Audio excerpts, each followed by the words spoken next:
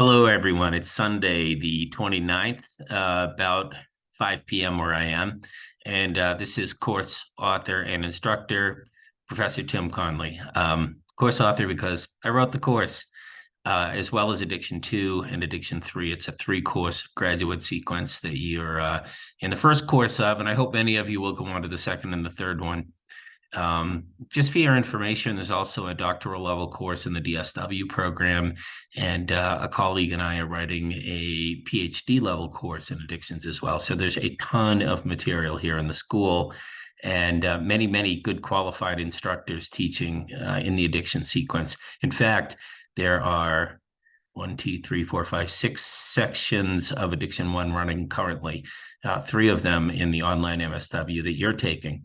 You guys are going to move at a very quick pace. It's 7 modules. In our live online face-to-face program, we run this course over 14 weeks, 13 to 14 weeks. You guys are doing it in 7. It's a very fast pace. I encourage you all to read your syllabus. Take a look at the syllabus. It includes all the policies about, do I have to have the book? And, frequently asked questions. The answer is yes. Get the book. You can rent it. And we're only reading certain chapters, but it's a great resource. Rent it and take a look. And I would encourage you to just scan through the chapters. You are interested enough in addiction to sign up for this course.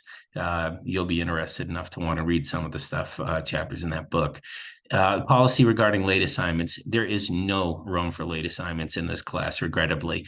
If it's offered over a longer period of time, maybe there's a little flexibility, but as you can see, it's pretty unforgiving. You lose 10% after one day and then more in the next day. 3 days after the assignment's due, I will not look at it. I'm simply putting a 0 in the grade book and moving on. And just to give you a little rationale for that, your workload is my workload. There'll be, discussion boards every week. I review, and you will see the degree of detail and comment that I put on them. I literally read every word and respond to you guys by putting little brackets and typing myself in there.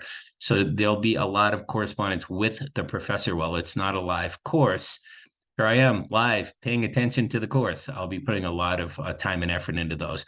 I can't do that if I'm trying to catch up on last week's assignments, that kind of thing.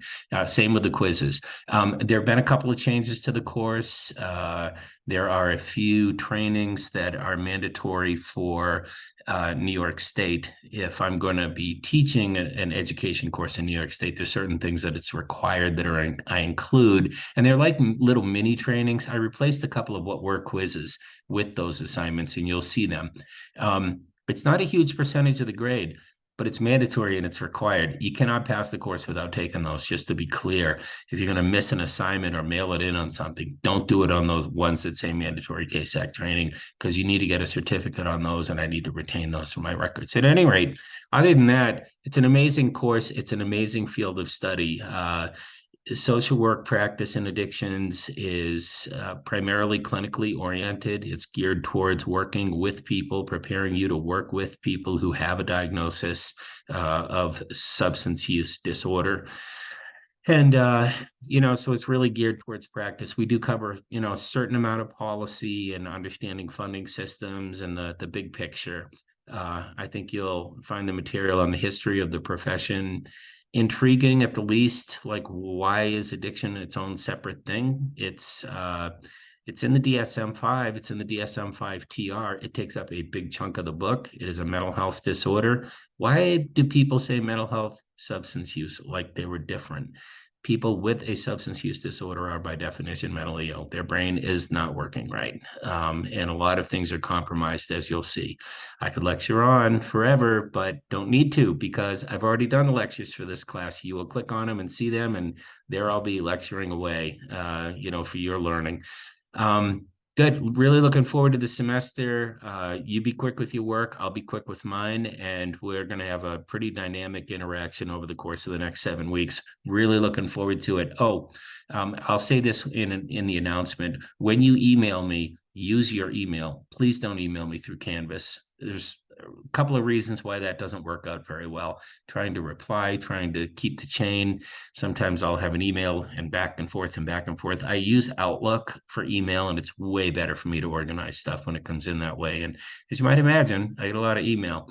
So I'll put that in the announcement. At any rate, that's how you can reach me. I do have a phone number I'll put in there, text, and if you need to, and I will reply. So that said, I see, I'm looking over the screen. By the way, you're looking at my desk. That's the screens that I work off of, in addition to the laptop, and those are my fish. I